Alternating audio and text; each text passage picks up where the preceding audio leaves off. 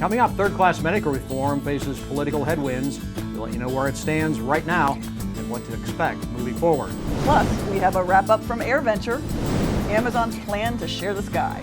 Plus, ripping it up in an A350. AOPA Live this week begins in just a moment. It's been called the most sophisticated single-engine airplane ever. But to the people whose loved ones are alive today, it's called a lifesaver. The Cirrus Airframe Parachute System, only from Cirrus Aircraft.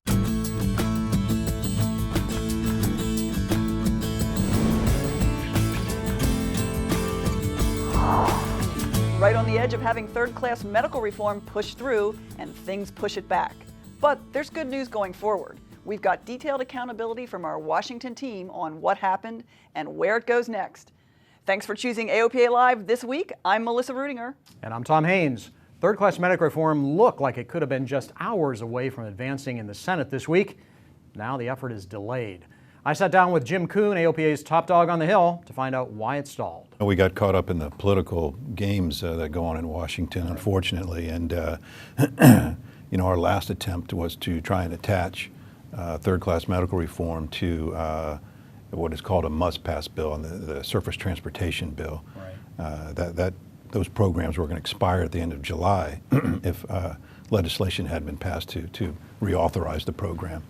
And so it really got caught up in a lot of politics with respect to other unrelated issues, like the repeal of Obamacare or the reauthorization of the Export-Import Bank, right, and those types of things. So then the House of Representatives suggested that they weren't going to take up the Senate bill, and things kind of fell apart from there. So we got caught up in that game. Mm-hmm. The road is winding.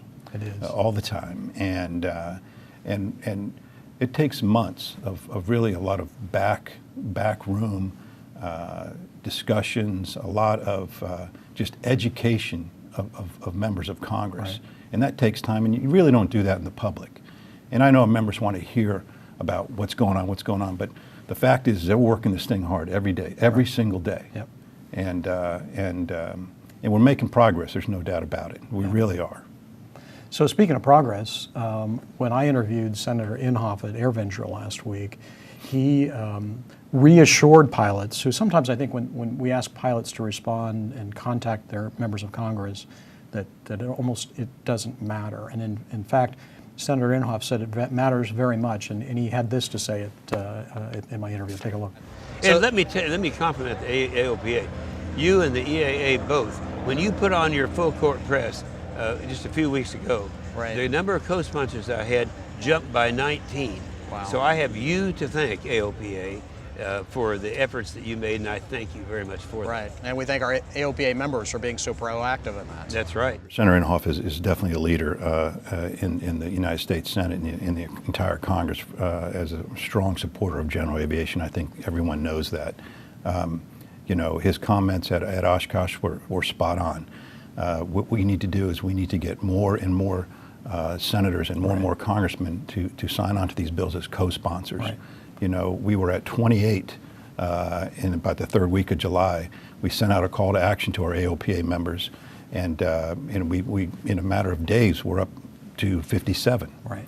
And you know, there's a lot to do with the call to action. There's a lot to do with Senator Inhofe. It takes a lot of credit for that because he's working it very, very hard.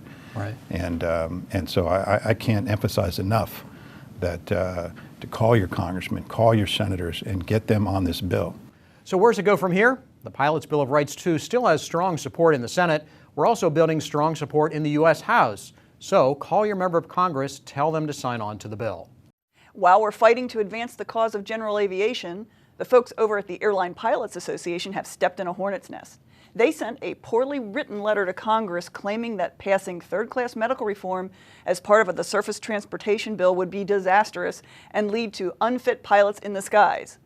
While this position is not even supported by the facts, their attention-seeking letter used scorched earth language and certainly caused a hiccup in the process. So disappointing what AOPA did. They really blindsided the entire aviation community. It was very, very unfortunate. Their comments to every senator weren't based on any facts, and it was just really not a very good thing to do, in my opinion. That and I'm being very kind about that. Yeah. But yeah, that did happen, and Mark Baker called the president of ALPA, suggested that they have a meeting. Senator Inhofe joined that meeting, Right. And he was not happy either. So when we have almost 14 or 15 organizations representing thousands and thousands of pilots and aviation businesses and aircraft owners, and then we have this outlier organization, really, in my opinion, who almost has an opinion on every issue. And I think you really lose focus when you start doing that. I'm not sure why ALPA is involved in the reauthorization of the Export-Import Bank and those kinds of things. I mean, I think they should be working on issues that affect their pilots directly. Right. But the arguments that they used really just didn't have any basis for any foundation on really what's going on out there. So that's what we dealt with in the past week. Meanwhile, ALPA members are stepping up and speaking out against the embarrassing position their union has taken. The Facebook page, ALPA Doesn't Speak for Me, is gaining speed this week.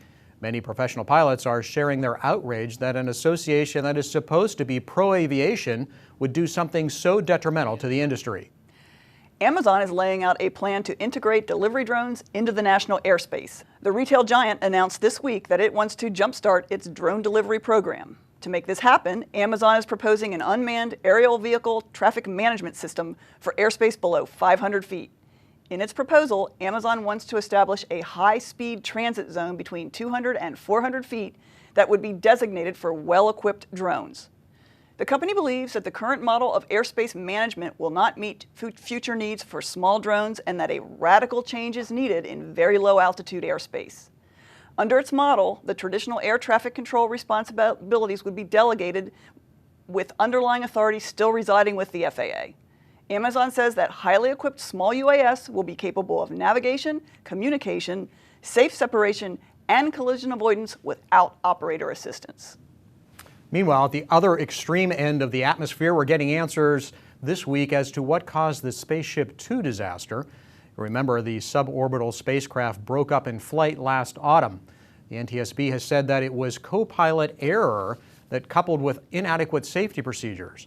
The board said the co-pilot deployed the ship's feathering system early, leading to the breakup. They also said that scaled composites failed to consider human factors.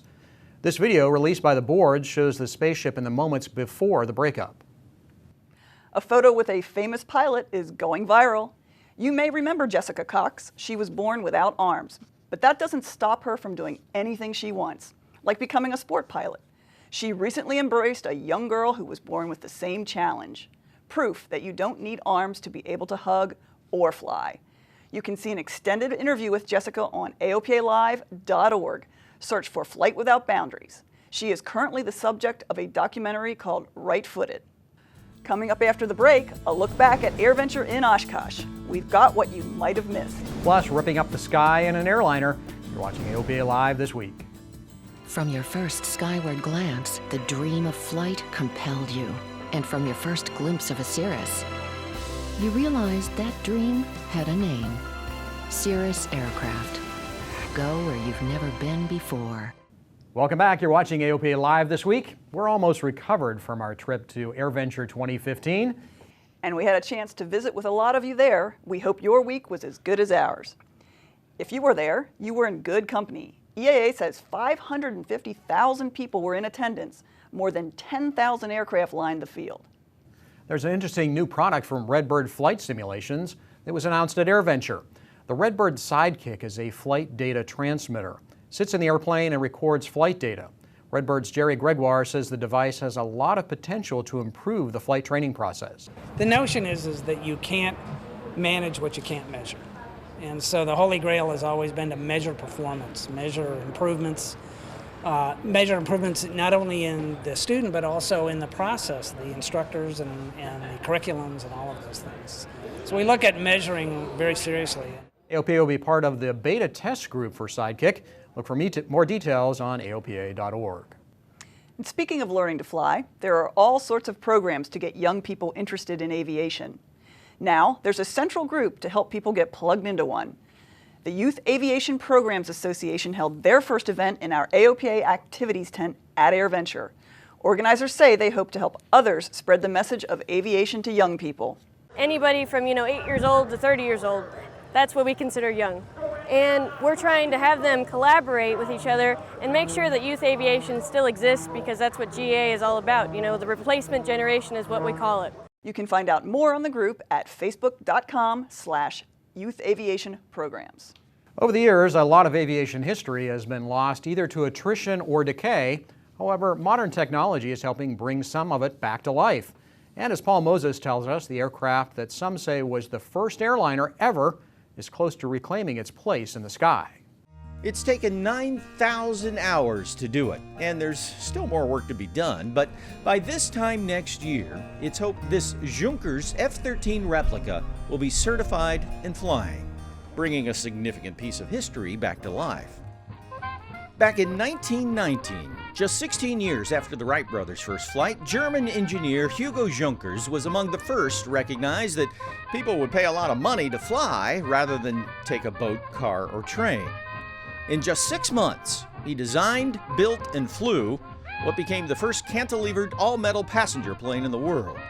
The F-13's ribbed duraluminum skin set it apart from the mostly wood frame and fabric planes of its day. It adds stability, that's true, and also it might add some lift if you take a look at the surface. It's bigger than a flat surface, so you can imagine it enlarges the wing area and thus accordingly the lift. 2 months after its first flight, the F-13 established an altitude record, climbing to 16,000 feet. On a typical flight, the passengers were enclosed in what was a new concept, an actual cabin. The pilots? Where else? Out front in the open air. Open cockpits were usual and common, but closed cabins were not. So this is revolutionary too. Passengers had the utmost level of comfort on board this aircraft. And this is why we consider it the first airliner in the world. A lot of aviation enthusiasts may recognize the Junker name thinking about the Ju-87, the German dive bomber in World War II. But the founder, the designer, he was a pacifist and actually died under German arrest. Now but a shadow of the largest airliners in the world, the F-13's making a comeback, funded in part by a luxury luggage manufacturer, Rimowa, whose bags use duraluminum as well. Now powered by a Pratt & Whitney radial, its maiden voyage scheduled for later this year or early next. Once certified, expect to see it, pilots out front, paying passengers inside. Paul Moses, AOPA Live. Of the 330 that were built, few survived and none is still airworthy. This replica was built after one of the survivors was laser scanned at a museum in Paris. Drawings were developed from there. Well, there's so much to bring to you from AirVenture. We hope you didn't miss any of our coverage. We had 3 broadcasts from Oshkosh. If you missed one, you can check them out anytime. You might also want to see AOPA.org for more in-depth coverage of the show. You can also find great features like this slideshow from the seaplane base. It's all a click away. And speaking of clicking away, that's it for this week, but we're going to leave you with one of the bigger acts from the air show. Check out this Airbus 350 showing off for the crowd. Join us again next Thursday for another edition of AOPA Live This Week.